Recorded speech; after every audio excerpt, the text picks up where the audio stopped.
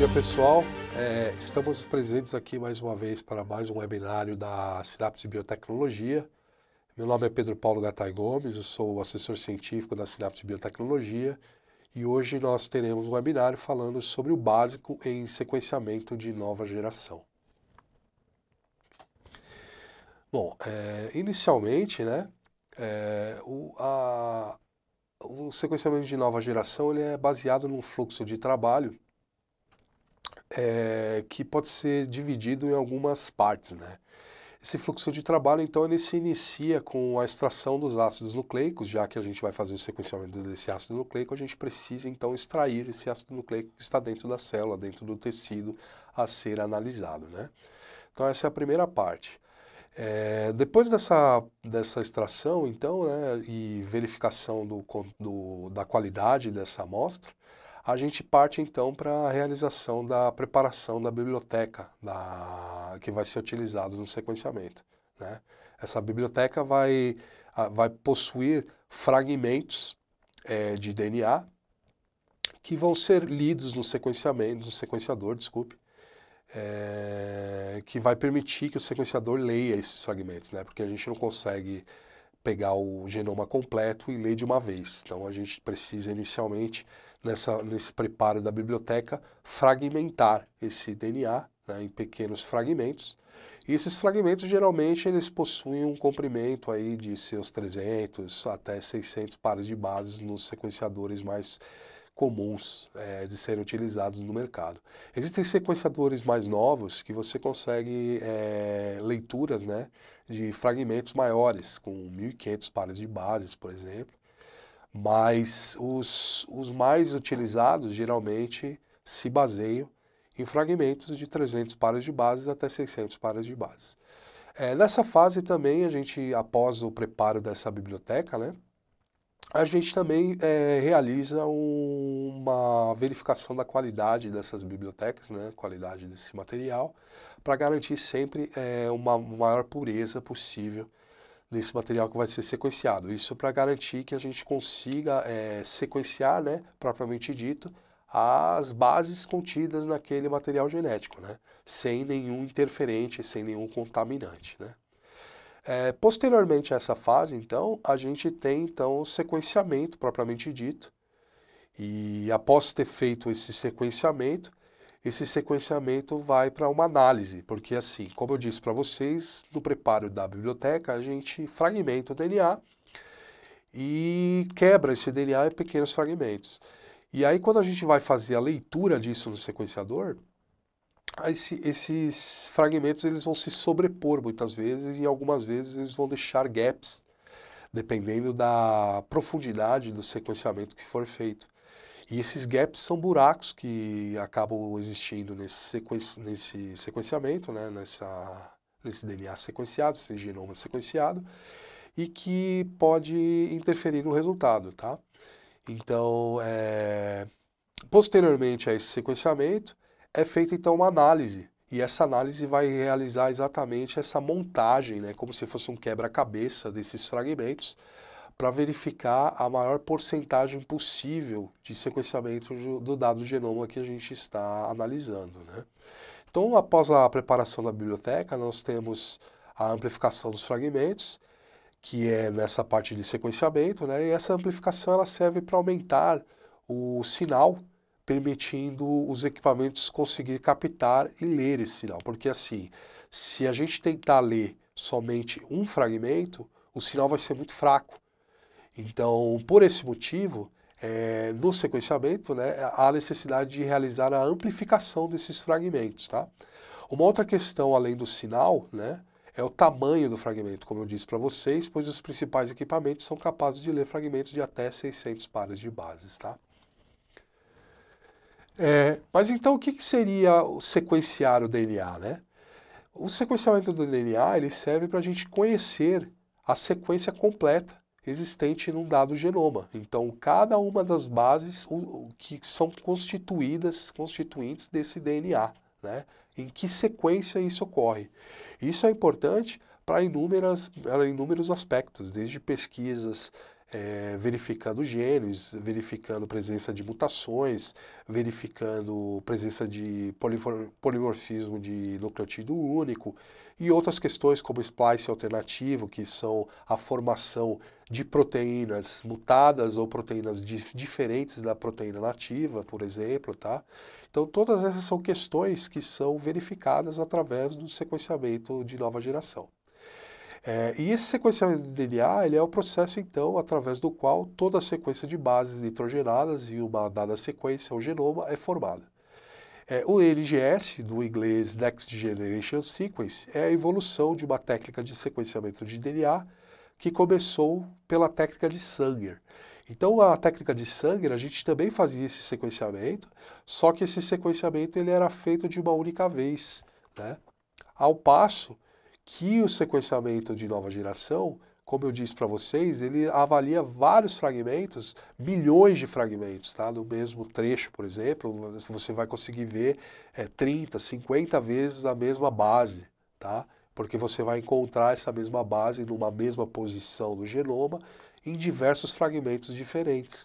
E com isso você consegue diminuir o tempo de realização do sequenciamento e uma maior precisão desse sequenciamento, tá? Então, diferentemente da técnica de Sanger, o NGS é conhecido como sequenciamento massivamente paralelo, exatamente por causa dessa questão que eu falei para vocês de existir milhões de fragmentos, né? Essa amplificação desses fragmentos para permitir a leitura do sinal que eu falei anteriormente para vocês, vai fazer com que esse sequenciamento, então, seja conhecido como sequenciamento massivamente paralelo, porque é como se ocorressem sequenciamentos Sanger milhares de vezes ao mesmo tempo, tá?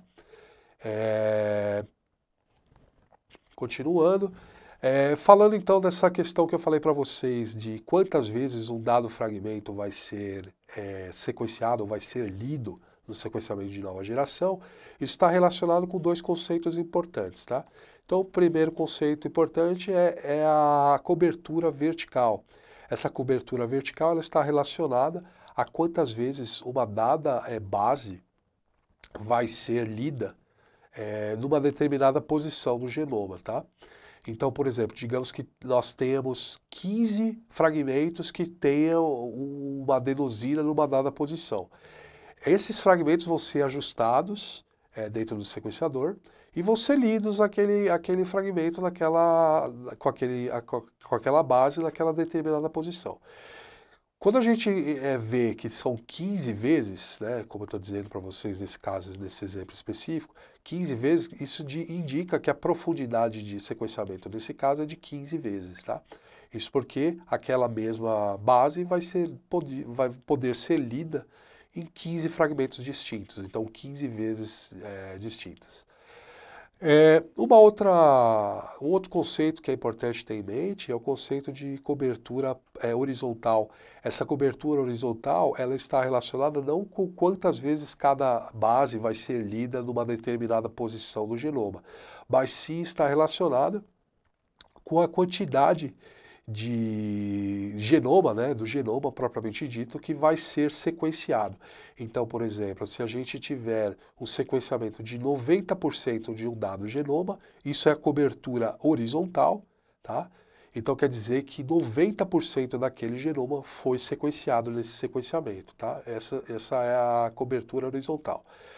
E a cobertura vertical, nesse caso, vai ser relacionada em quantas vezes cada base vai ser lida. Então, se for 15 vezes a cobertura vertical, a gente pode dizer que foram 90% daquele genoma verificado e sendo cada base lida 15 vezes, tá? Isso para ficar um pouco mais claro. Quando a gente faz a análise, né, desse genoma, a gente tem o genoma propriamente dito original, a gente tem os reads, que são os fragmentos propriamente ditos, que são trechos do DNA que foram fragmentados inicialmente no preparo da biblioteca, né?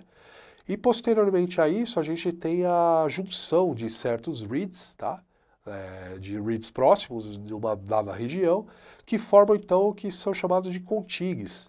Isso já na parte de análise, tá? Na parte de bioinformática, que vai ser verificada essas questões. E entre esses contigues, muitas vezes, como dependendo da profundidade, né, da cobertura vertical que foi utilizada no sequenciamento e também da cobertura horizontal que foi realizada no sequenciamento, a gente pode ter mais ou menos gaps, mais ou menos falhas nesse sequenciamento, ou seja, porções que vão ficar com falhas entre um contigo e outro, que são, esses contigues são conjuntos de reads, né?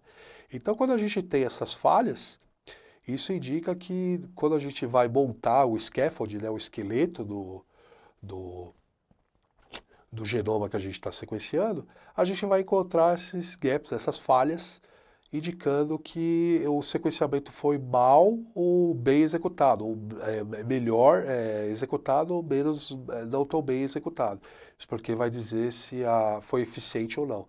Quanto maior a eficiência, quanto maior a cobertura horizontal desse sequenciamento, menor a quantidade de gaps que a gente vai encontrar, tá?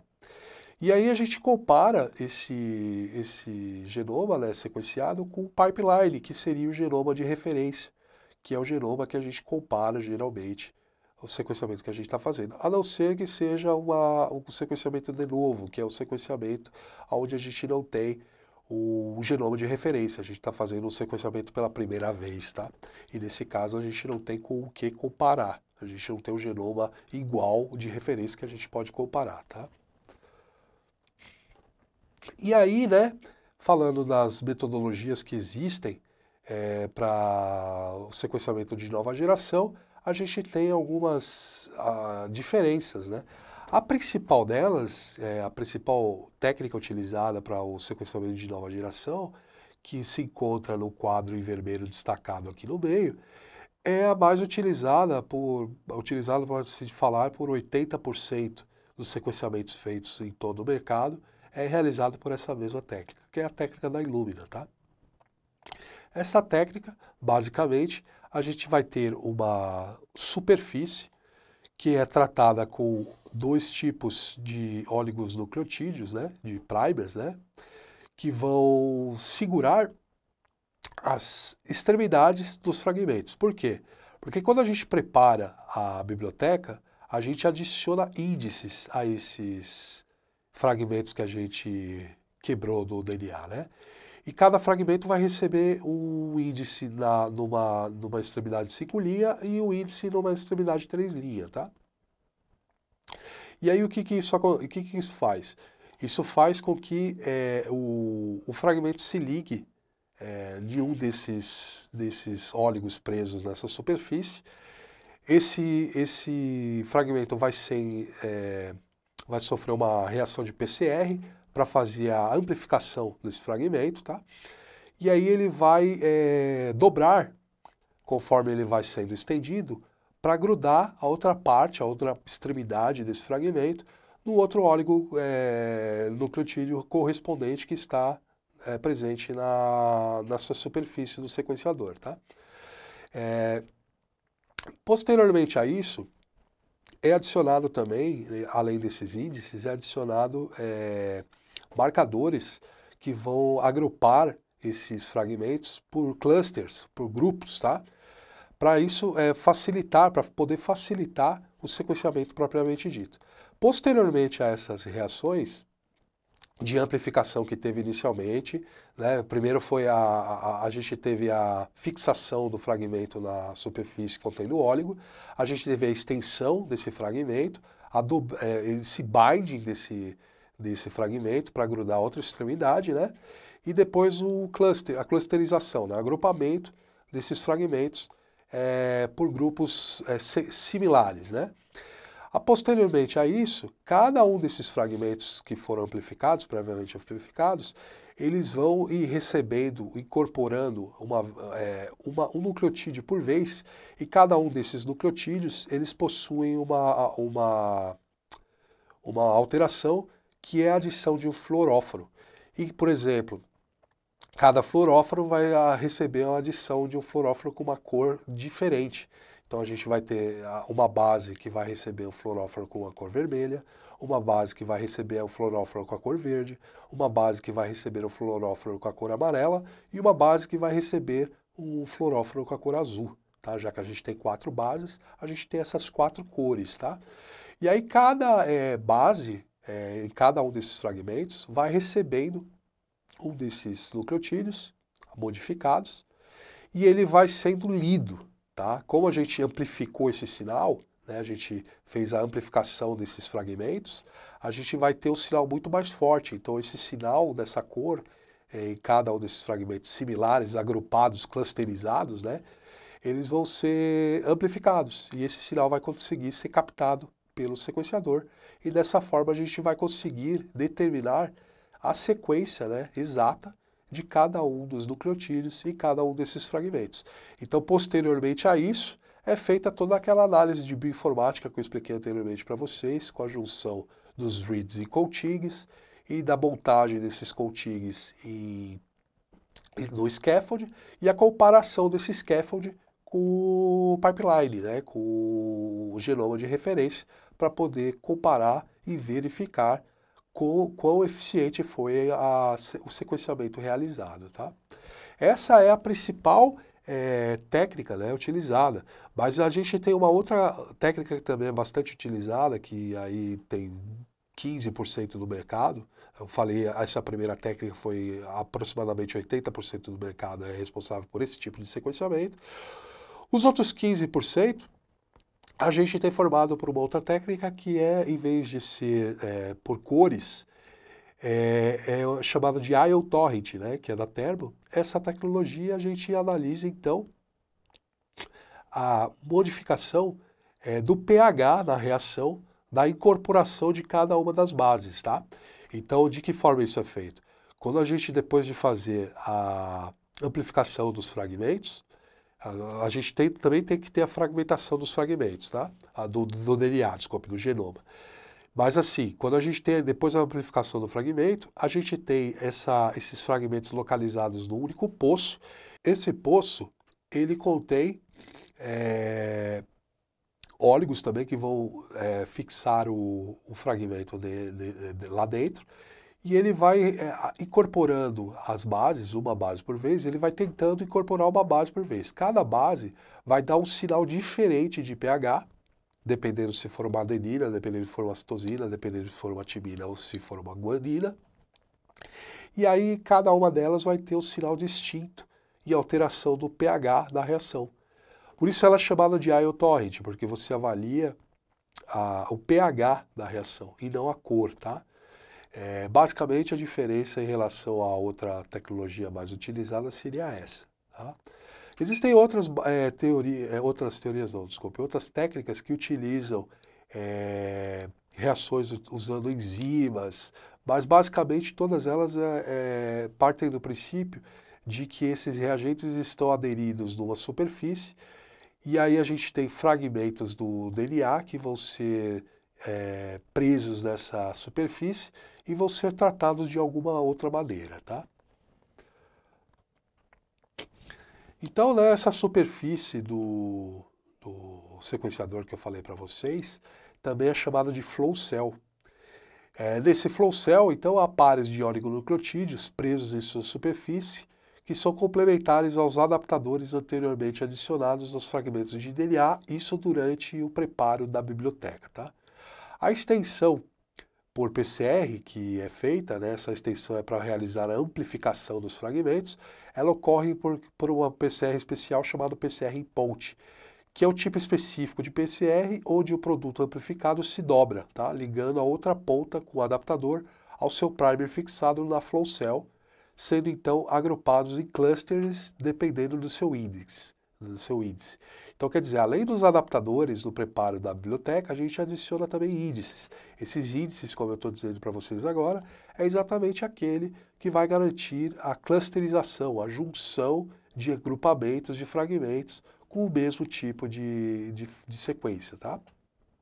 Isso para poder garantir que quando for sequenciado o fragmento, a gente vai ter o maior sinal possível para poder ser observado pelo sequenciador, tá?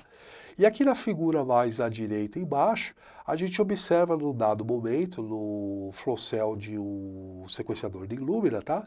É exatamente esse sinal que vai ser captado pelo sequenciador. Como vocês podem observar, existem milhares aqui de pontos coloridos. e cada um desses pontos eles mostram uma cor distinta. Cada uma dessas cores é uma daquelas 4 cores que eu disse para vocês anteriormente, amarelo, azul, verde ou vermelho, que é correspondente a cada uma das bases existentes no DNA, certo? Então, nesse momento, aqui na Flow Cell, nessa figura mais à direita, mostra para vocês exatamente essa quantificação, né? Essa captura desse sinal da sequência específica do DNA daquele dado fragmento que está sendo avaliado naquele momento, tá? Na preparação da biblioteca, então, né, que seria a segunda fase, né, do workflow do sequenciamento de nova geração, porque a primeira fase é a extração do ácido nucleico, né?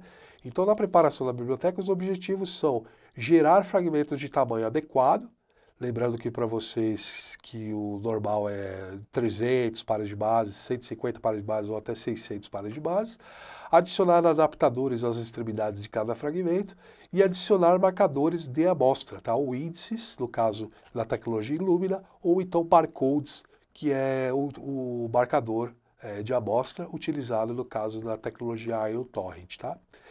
E aí esses marcadores ou índices, eles podem ser colocados de 2 formas distintas. A gente tem o single edge, que é aquele marcador que vai em uma única ponta, e a gente tem o pair edge, que é aquele que vai nas 2 extremidades do fragmento, tá? O pair edge sendo mais exato, dando um resultado mais exato do que o single edge, tá? Aqui é só para a gente lembrar, né, a importância da amplificação desse processo do NGS, né? Então, a amplificação pelo PCR input que eu falei para vocês, né? No fluxo de trabalho do NGS, então, após o preparo da biblioteca, a amplificação dos fragmentos. Se você imaginar os fragmentos como um grão de areia, cada fragmento seria um grão de areia. Se você pegar o grão de areia na mão e observar esse único grão de areia na sua mão, você não vai conseguir visualizar muito bem o que significa aquele grão de areia, a não ser que você saiba de onde você retirou aquele grão de areia. Mas se você pegar esse grão de areia de algum lugar, sem saber de onde ele veio, você vai ter um grão de areia ou um grão de alguma coisa na sua mão que você não vai identificar o que é. Então, por esse motivo, a gente realiza essa amplificação, né, por PCR input, para poder ter uma grande quantidade desses grãos de areia na sua mão, no caso do flow cell do sequenciador, né, para poder ter um sinal bastante forte para poder ser lido, tá? E aí a gente pode pensar que tem diversos formatos, né, do sequenciamento de nova geração.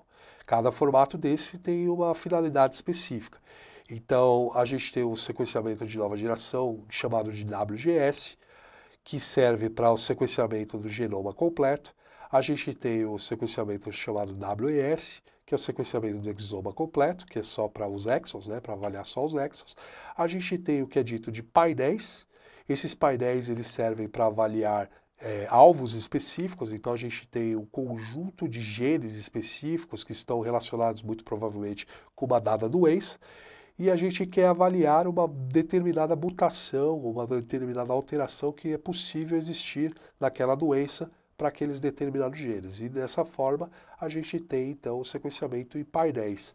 A gente ainda tem o sequenciamento em transcriptoma, que é aquele que a gente avalia os transcritos, né, existentes no lado do genoma, e a gente ainda tem o RNA-seq, que seria o sequenciamento de RNA para avaliar os RNAs naquela amostra, naquele genoma, tá? Além desses, a gente ainda pode ter outros tipos, tá? Mas esses são os principais que eu estou trazendo para vocês hoje. Então, falando aqui inicialmente do WGS, né?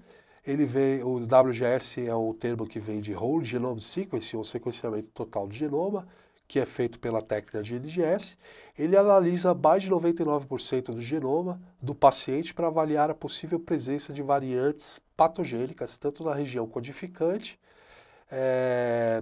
que compõe o exoma, como também na região não codificante, tá? Como introns, regiões intergênicas, elementos reguladores, promotores, enhancers e outros, tá? Que influenciam então na codificação das proteínas.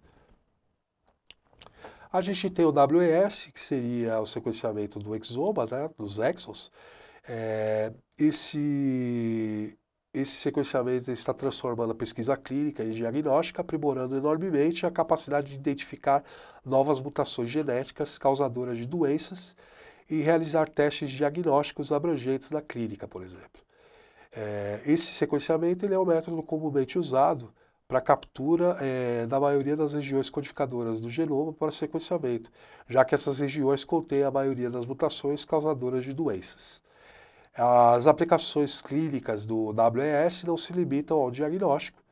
Essa técnica pode ser empregada para ajudar a determinar uma estratégia terapêutica que seja ideal para um paciente, por exemplo, considerando o seu perfil de mutação. Pode também ser usado para prever o risco de um paciente desenvolver uma determinada doença, por exemplo. E aqui um exemplo bem utilizado pode ser o diabetes tipo 2, e portanto pode ser usado para orientar o paciente sobre escolhas de estilo de vida que possam diminuir esses riscos, por exemplo. O outro tipo que eu falei para vocês anteriormente seria os painéis, né? Esse tipo de sequenciamento é semelhante então ao WES. Contudo, em vez de sequenciar todos os genes do indivíduo, o sequenciamento é realizado em apenas um número de genes específicos, já associados a uma ou mais doenças, por exemplo. Portanto, se há uma hipótese diagnóstica de uma doença específica, o painel de genes é mais recomendado que o WES no diagnóstico clínico. As vantagens do sequenciamento de painel de genes em relação ao WES são a economia no custo do NGS, visto que menos genes serão sequenciados, também a diminuição no tempo de análise. Então, ele leva menos tempo do que o WES propriamente dito. A gente tem aí do RNA-seq, que eu falei anteriormente para vocês, o sequenciamento do RNA, que devido ao RNA possuir uma fita única, quando no preparo da biblioteca, as amostras são preparadas então como cDNA, como DNA complementar, né? Além disso, como a maior parte do RNA existente dentro das células é formada por RNA ribossomal, no passo de preparo da amostra para a construção da biblioteca para esse tipo de sequenciamento, em específico, há a depressão desse RNA ribossomal antes de concluir a construção da biblioteca propriamente dita. As etapas básicas, então, na preparação da biblioteca do RNA-seq incluem remoção eficiente do RNA ribossômico das amostras, seguida da síntese do cDNA para a produção das bibliotecas direcionadas do RNA-seq. Em geral, após a remoção das frações do RNA ribossomal, o restante do RNA é fragmentado e revertido a transcritos usando primers aleatórios com sequências de marcação 5'. Após isso, então o cDNA marcado em 5', ele é remarcado em suas extremidades 3' por um processo de marcação de terminação para produzir cDNA de fita dupla e fita simples. Além disso, as sequências do adaptador são adicionadas usando o PCR de ciclo limitado, que em última análise resulta numa biblioteca direcional e amplificada. Finalmente, então, a biblioteca do RNA-seq amplificado é purificada e posteriormente utilizada para a geração e sequenciamento de clusters, daqueles grupos que eu falei para vocês, que são feitos no próprio aparelho de sequenciamento, que vai então poder amplificar o sinal e ler esse sinal. Nessa parte de preparo da biblioteca, a gente possui uma empresa que a gente representa, a Beckman Coulter, que possui alguns produtos, como o RNA Clean XP, que serve então para a purificação do RNA. Esse kit fornece um método simples, flexível e altamente reprodutível para purificar produtos de ácidos nucleicos gerados em reações enzimáticas comuns, como a síntese do cDNA. E, portanto, ele pode ser utilizado para o RNA-seq, por exemplo. Tá? O NGS ele facilita a contribuição de variantes raras a serem avaliadas e um recente estudo baseado em NGS de mais de 120 mil europeus com e sem diabetes mellitus tipo 2 revelou que variantes raras não fornecem uma contribuição significativa para o desenvolvimento do diabetes. Concluiu-se então que a maior parte da variação associada à doença foi ainda principalmente ligada a variantes comuns observadas nas mesmas regiões do genoma, implicado por um outro tipo de análise de NGS chamado de GWAS, que vem do inglês Genome-Wide Association Studies, ou estudos de associação ampla de genomas, tá? Aqui a gente consegue observar, então, o estudo de associação entre fenótipos e genótipos. Isso é bem interessante porque a gente analisa sintomas, analisa aparecimento de sintomas com aquilo que é observado nos genes, tá? A preparação da biblioteca ela envolve a geração de uma coleção de fragmentos de DNA ou de cDNA, no caso do RNA-seq, para sequenciamento. As bibliotecas de NGS são tipicamente preparadas fragmentando uma amostra de DNA ou RNA e ligando adaptadores especializados a ambas as extremidades dos fragmentos. Nesse webinar, nós nos concentramos no fluxo de trabalho de preparação de biblioteca para sequenciamento de RNA de célula única. Existe uma ampla variedade de métodos de NGS e, para quase todos os métodos, uma solução para a preparação de biblioteca. O princípio é quase semelhante para todos os fluxos de trabalho das preparações de bibliotecas.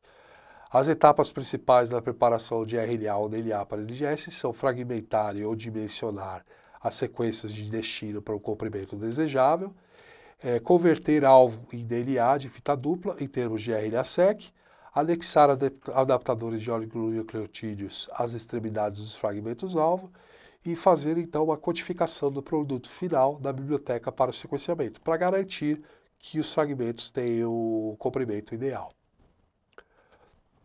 A preparação de uma biblioteca de alta qualidade desempenha um papel importante no NGS. O primeiro passo na preparação dos ácidos nucleicos para o NGS, como eu disse, é a fragmentação. Esses métodos existentes para realizar essa fragmentação mais comuns e eficazes podem ser subdivididos em 3 classes, que seria a fragmentação física, que é o cisalhamento acústico, sonicação e cisalhamento hidrodinâmico, fragmentação enzimática por DNase ou outra endonuclease de restrição não específica, fragmentação química, que seria por calor e cátion metálico bivalente. Esse método ele é usado para quebrar longos fragmentos de RNA, enquanto o comprimento do cRNA pode ser ajustado por modulação do tempo de incubação, por exemplo. Moléculas de RNA não são diretamente sequenciadas devido à sua instabilidade e dificuldade de processar a amplificação dos ácidos nucleicos fita simples. Assim, o RNA tem que ser convertido em DNA complementar para fins de sequenciamento.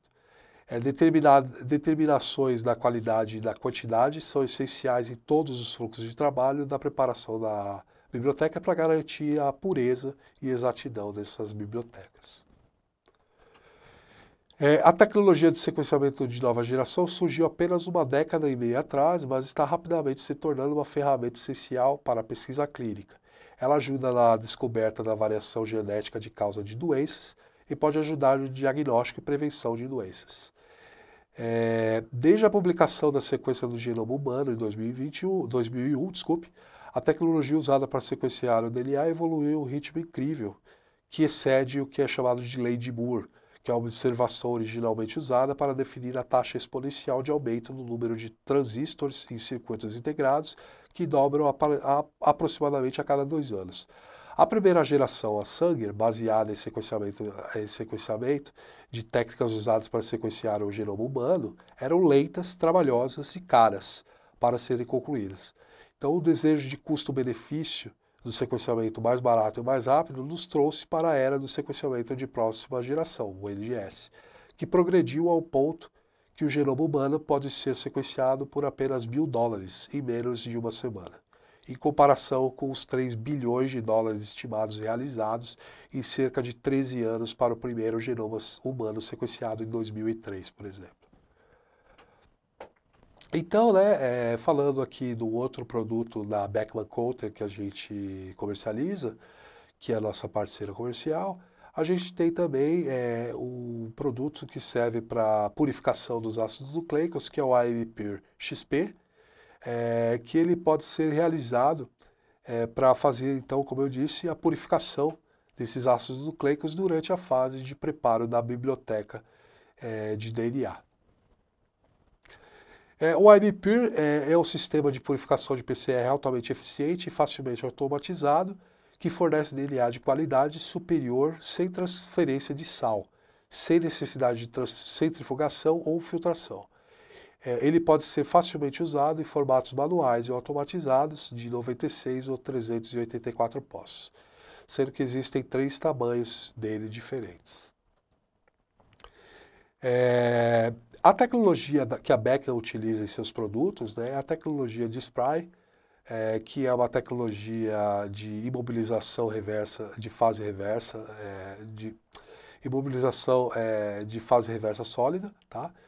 Que basicamente é uma técnica que você imobiliza o ácido nucleico ligado a uma esfera magnética e dessa forma você consegue retirar os contaminantes que não se mobilizaram nessas esferas magnéticas. Uma outra